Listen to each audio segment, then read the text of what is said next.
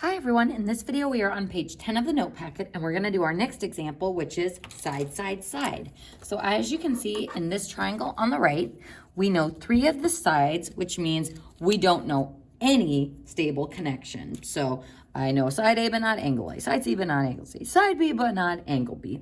So since there is no stable connection, that means we are going to need to use the law of cosines.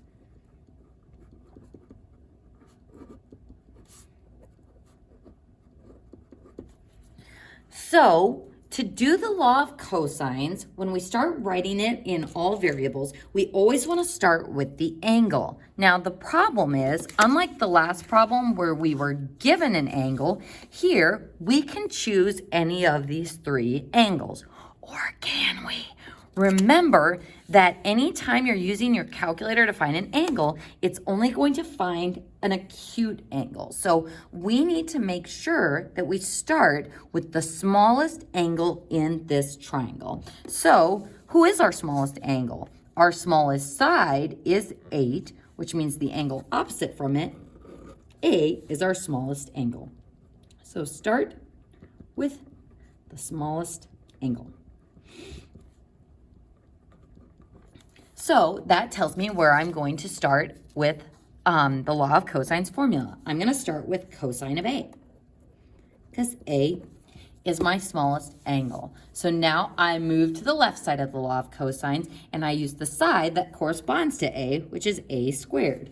Then I write the Pythagorean theorem-ish looking thing. So A squared equals B squared plus C squared, just putting those other variables on the other side.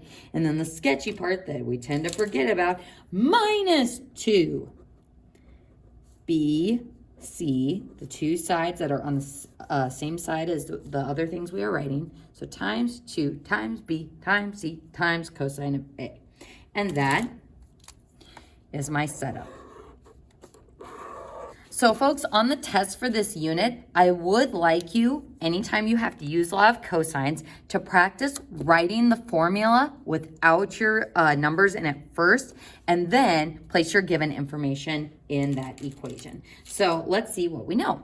We know A is 8, so 8 squared equals B squared is 18, so 18 squared. C squared is 13, so 13 squared, minus 2 times 18 and 13. Times cosine of A, which we don't know. So make sure that all of these are joined by multiplication. Sometimes students will throw in a plus sign there. So we start with cosine of A, but it is joined to the minus 2 BC stuff that we wrote. And now the tricky part about this one is solving. What variable are we trying to solve for here? We are trying to solve for this. Now, if I think about my Algebra 1 strategies of chunking, how many chunks do I have here? This is a chunk, this is a chunk, this is a chunk, and this whole thing is a chunk because this is all joined by multiplication. Just like if I had 2xyz, that is one thing because it's all joined by multiplication. So this is very important to keep in mind once we start trying to solve this because isolating that A is going to be tricky. So 8 squared is, of course, 64. 18 squared is 324. 13 squared is 169. And now for this, I'm going to multiply negative 2 times 18 times 13, which is negative 468 cosine of A. So next, I can combine these like terms. So 324 plus 169 is 493. So 64 equals 493 minus 468 cosine of A. Now, I know from teaching Algebra 2, from teaching geometry, and from looking at trig stuff, what students struggle with most is this step. Students look at this and go, I'd sure like to subtract 468 from 493, but why can't we? If I had 5 minus 2x, can we actually combine those? No, these are not like terms because that has cosine of A with it. So I can't combine those. So what can I do? I can continue to isolate this chunk and subtract 493.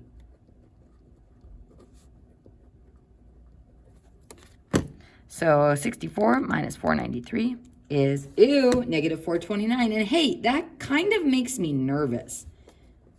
Why is it making me nervous? Because there's a negative over there. And we shouldn't be getting negative values when we are solving for triangles. But notice what happens in our next step. To further isolate that A, we are going to use the opposite operation of what is joining that to cosine of A, which is division. So negative 468, I'm dividing by, to separate it from the multiplying, cosine of A. So negative 429 divided by negative 468 is a gross little decimal. And folks, I'm not going to do any intermediate rounding here. Instead, to fully find what A is, I'm going to take the inverse cosine of both sides. So once I have that stored value in my calculator, I'm going to go ahead and do inverse cosine of that value. And that gives me 23.6 degrees for angle A.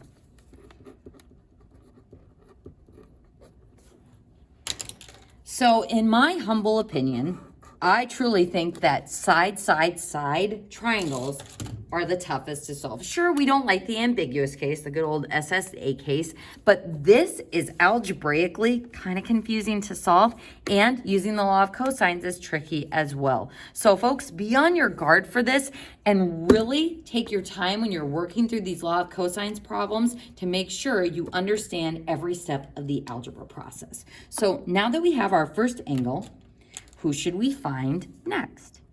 23.6. This gives me a stable connection. So now I'll be able to use the law of sines, so sine of 23.6 over 8 to find my next angle. Do we want to use this to find angle B? Angle B is looking up too, so probably not. We're going to go for finding angle C next, because this is the next smallest angle. And when we do inverse sine, our calculator wouldn't be able to find that obtuse B. So let's go ahead and set up sine C over 13. Using cross products, 13 sine of 23.6 equals 8 sine C. And then dividing by 8, and we do inverse sine of both sides to find out what C is. So inverse sine of 13 sine 23.6 divided by 8. We get 40.6 degrees. Always being careful with your rounding rules. So on all these problems, we've been rounding to the 10th place. Make sure you follow the instructions on my math lab for what it wants you to round to. So C is 40.6 degrees.